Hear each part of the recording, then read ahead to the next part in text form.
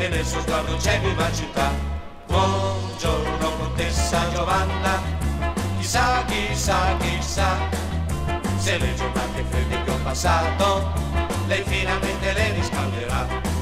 Cara lei, sono anni Pirenei, ma se lo volesse io vi scalerei.